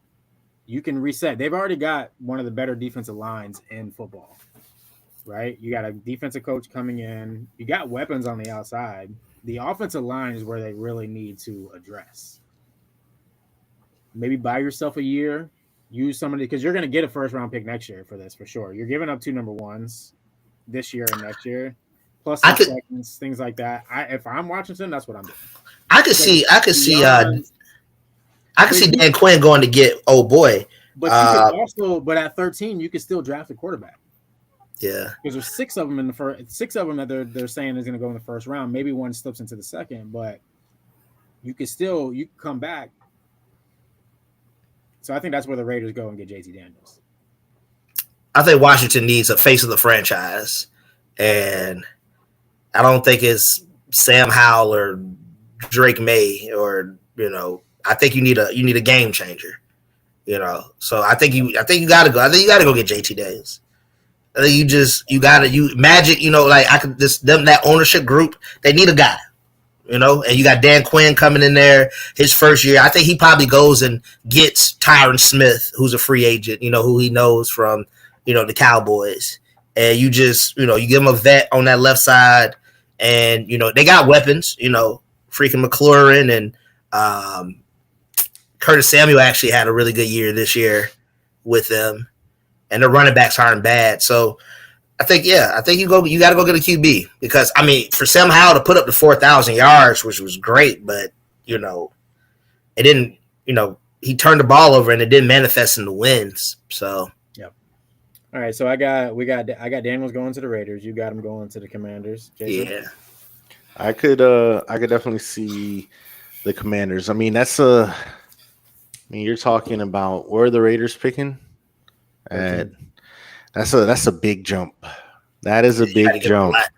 Because I mean, yeah, you're giving up a lot to get from 13 to 2.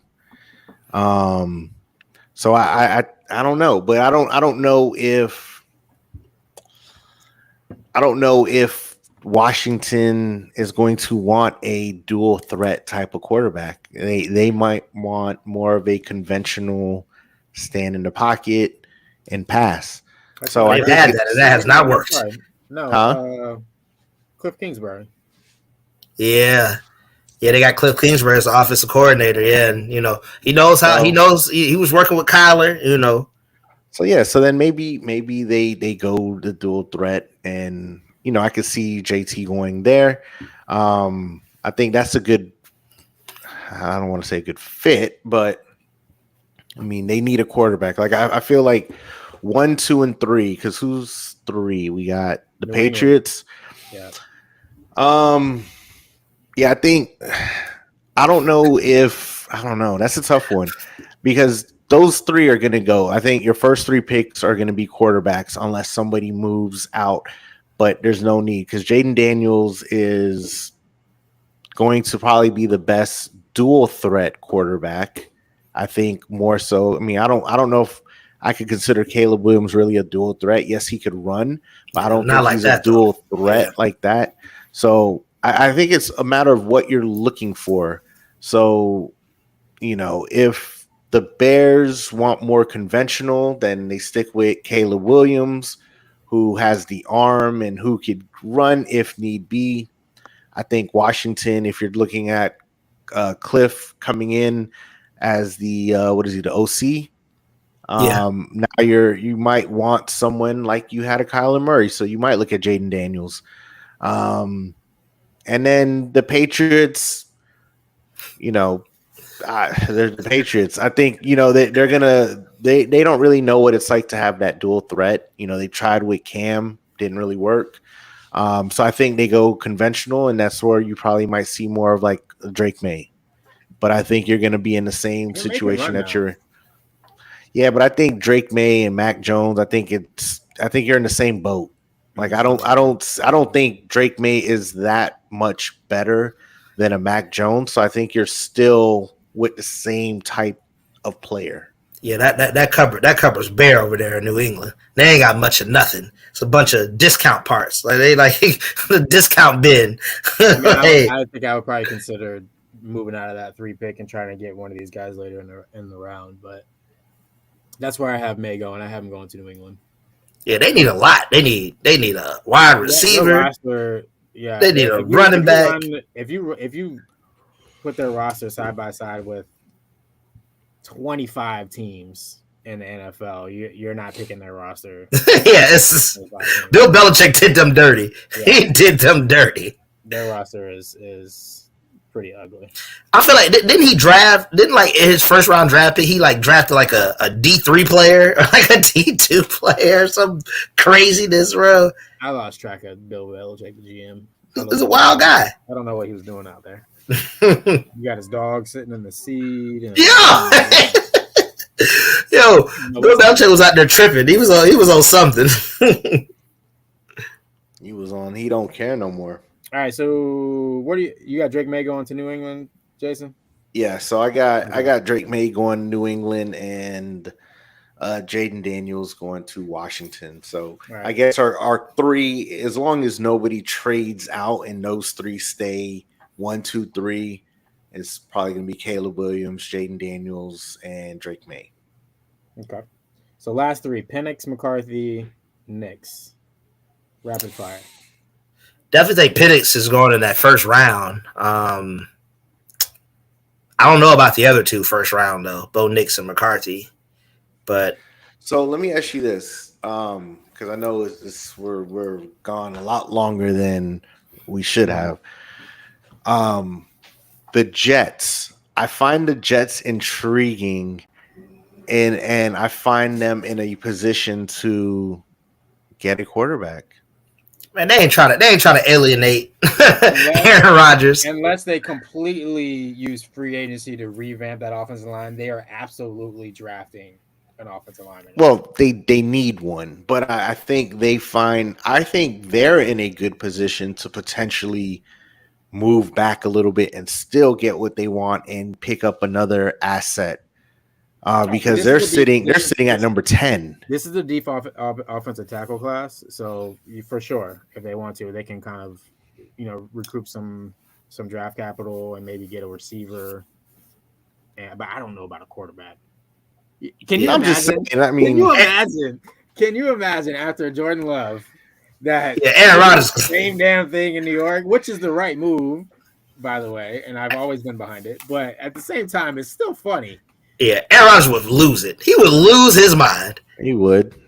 All right, but so, I don't know. I don't know if I have Penix in the first round. Maybe he's a first round talent. 100% a first round talent. He's gonna be the best of the bunch. You think he's gonna be the best of the bunch? He's really good. I know. I wholeheartedly agree. I just don't know if he is going to go in the first round. But he most likely will, just because there's quite a few teams that could use a quarterback. And I think I could see him maybe with Denver. I could see Denver picking him up or one of these other quarterbacks, because if you're moving on from Russell Wilson, so, I don't know if you're sold on who's the guy they got? Jarrett Stidham? Yeah. So, I mean, you're not going to work with that. So I think they look for a quarterback, or, maybe they look to roll the dice and see if they could pull in a Kirk Cousins. I don't know. But I think they need. Okay. I think they need something, at the quarterback position. So I can see Penix going there. Who else we got? Who we got left? Who was the other? Bo Nix, yeah, and McCarthy. Bo Nix. I think Bo Nix will probably be the last pick of the quarterback bunch that we're talking about. I think McCarthy, Penix, and the other three will go before Bo Nix. But I could see Bo Nix in a late first round situation. I mean, the Jaguars need a quarterback. Nah. Hey, we should take a backup. Shoot. I could see the Rams taking a quarterback, because I mean, Stafford's not getting any younger. So I think it's going to be time for them to start to really have to revamp, especially when you have a young receiver in Puka. Like, I feel like Puka a problem. Yes, I feel like, you're eventually going to need to start to, move from there. I don't know. They're still in a win now mode, so I'm not sure if you waste a first round pick on a quarterback, knowing that you're still trying to compete with Stafford there. But I don't know. They got my dog Carson Wentz backing them up. They good money. They got Wentz backing up Stafford. So let me ask this though, because what I'm going to be curious about is how lucrative, not even lucrative. How lengthy of a deal do you think Baker's going to get? It's like a 3-year deal. I would say somewhere in the 3-year range. Because I think that would determine if they were to think about, because I mean, this draft is quarterback. There's a lot of quarterbacks in this draft. So it's like, if you're looking at a potential rebuild, so if you're looking at how Green Bay has managed to go from Brett Favre to Aaron Rodgers to Jordan Love, 3 quarterbacks within the last 3 decades, Really, that's all they've had is 3 quarterbacks in the last 30 years. Or you're looking at, teams that have the heir apparent. You had your Patrick Mahomes who sat behind Alex Smith. So it's like our team's going to look at that like, man, all right, this has got some good quarterbacks. Do I want to get one now and knowing that I have an aging quarterback, or are some of these teams still in a win now mode? So I think that's really going to be the big question on where, because it's hard to see 6 quarterbacks go in the first round because one of those teams or even 2 has a quarterback. So you're looking at I need a solid backup. I need someone that could grow and learn to now take over the team in the next 2 years. So I don't know. I don't know if Bo Nix makes the first round cut. I could see him maybe falling second, third round. Yeah, he probably second round. I think him and JJ McCarthy probably going to be second round. So that's my take there. I think they all go in the first. I think that's a lot of QBs. It's a lot of QBs, but one of them's going to end up being Josh Rosen. It's a lot of QBs, but I got Penny's going to the Giants. I think they're done. Oh, and I think after just giving that man that big contract. Yeah, Daniel Jones ain't it. Danny Penny's got to go. He got to go. I agree, but they just gave that man a lot of money. They don't have to eat it. This draft class, and I don't think they can pass. Danny Penny's ain't it. I think they need to reset the clock. I think he goes to the Giants at 6. Wow. Okay. So right now you have 4 quarterbacks going within the top 6. I would have 1, 2, and 3. Yeah, 4 right. quarterbacks in the top 6. Wow. Okay. Okay. I got McCarthy going to Denver. Okay. So you're kind of on my boat with Denver going with a quarterback. Denver's got to go with a quarterback. They got to start over. Like I thought in my head, I was like, dang, does oh my god, I'm blanking on his name. What's the coach's name? Sean Payton. Sean Payton. Does he hate young quarterbacks, or did he just get lucky with Drew Brees? Drew Brees, right? But I think they need to start over, especially if you're going to eat $95 million or however much it is of debt. Yeah, that's crazy. Cutting him, I think you start over with a rookie quarterback. So I think they 100%, like if they start to get off of that board, I think they start to get nervous and maybe even trade up to grab one of these guys. And then I think so. Going with what you were kind of talking about, Jason, I think I struggle with either Seattle or LA on this one, but I think Seattle. I'm just gonna pick one. I think Seattle ends up picking Bo Nix in the first round. Okay, they got to see him a lot up there in Oregon. Yeah. Geno Smith. Obviously, they named him the starter, but he's on the last year of his contract, last guaranteed year of his contract. So I think they're looking for the replacement there as well. I think they all go in the first round. Okay. All right, EJ. And that's 6 quarterbacks. That's what, top 15? 16. 16. Okay. Seattle picks at 16. Yeah, I can see potentially 5 in the first round, but 6? I don't know. That's a lot of QBs, man. And this recent history would show you that. I don't know if you're gonna hit like that. Like you might be better off getting a lesser known quarterback later in the rounds instead of shaking it, kind of like a Brock Purdy, something like that. Name one quarterback outside of that top 6 that's in the draft this year. Name one outside of the top 6. That you know. Wait, say again? Oh, Name that's a quarterback outside of that top 6 that's in the draft this year.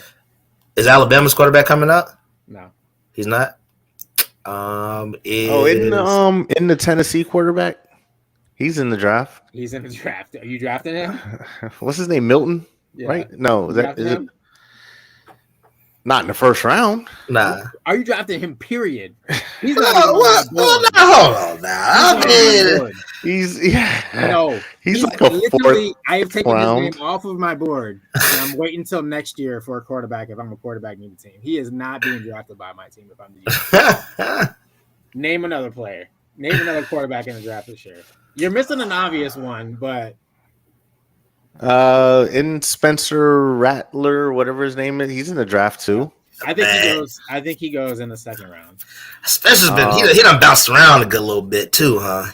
I think who else? Am I still missing whoever you're Yeah, I saying? wasn't thinking about Spencer Rattler, but yeah, he's. Let me think. Who else is to still? prove my point, though, he's like, oh, we'll wait for a lesser known. You didn't even know. You didn't know who Brock Purdy was. Oh listen, gosh.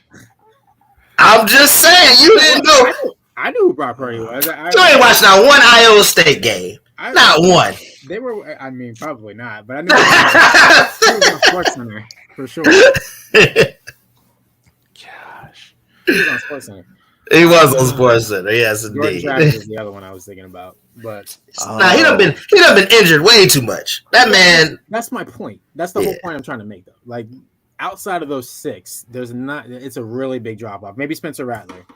Maybe you try to wait for that. But outside of those top 6, if you need a quarterback this year, or you're wanting to draft ahead of time for next year, you got to get him in the first round this year. And this is one. Remember, this is one of the deeper classes of a quarterback in a while. So last year, who did you have? You had Stroud. You had oh my God, Will Levis, Bryce Young, and Will Levis. Around, but we weren't sure about him. Still not. I mean, he showed some signs of being all right. Yeah. Like he had a couple big games. That wasn't a rich QB draft. This one is, right? So if you're a GM, you don't have unlimited time to make a pick for the one position that you absolutely need on your team. So if you're not sure about the guy that's there, you gotta draft one. I had to go back and look at these quarterbacks. Let's see who's coming out this year. We could get at yours next week. Then give you time to let me do some research at it. So Jimmy T, let's get into our kicks of the week. Zay kicks. All right, so to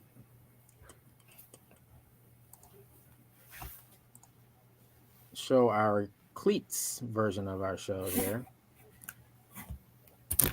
I was looking through here, and we got the LeBron Fruity Pebbles. I don't like them. I love them. Really? Yes. Why not? Fruity Pebbles, LeBron. They just. I mean, I'm this from sneakers. Have you seen the sneakers? They're the same thing, just without obviously not the cleats. I don't like the sneakers, but I like the cleats. Does Jax like you? Show Jax? Does he like them? I just saw him 45. I like them. I like the cleats more than I like the sneakers as well.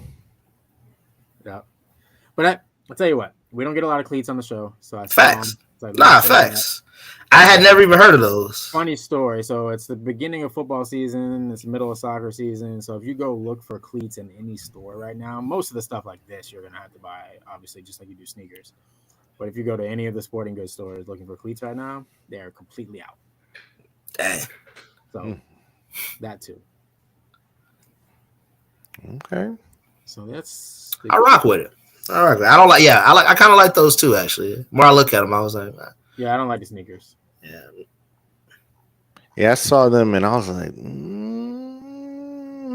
yeah, not really feeling it at all. Just but the cleats aren't bad. The cleats aren't bad at all. All right. We got any 2-hour show, guys. I know. Yeah, man, kicked off season 3 with a bang. We did. We had to hear you rant about some guy. You know his name. Put some respect on that man's name. You know his name. Until he wins, he won't get it. So, anywho, another great night, another great show. We are back. Season 3 hit you with a bang. Make sure you tune in live Tuesday nights, 10 p.m. Eastern. Follow us on Instagram. Our YouTube channel is on there. You can watch our show live. You can listen live. And it will be streaming on all your platforms. This Kicks, Cleats, and Athletes. We out.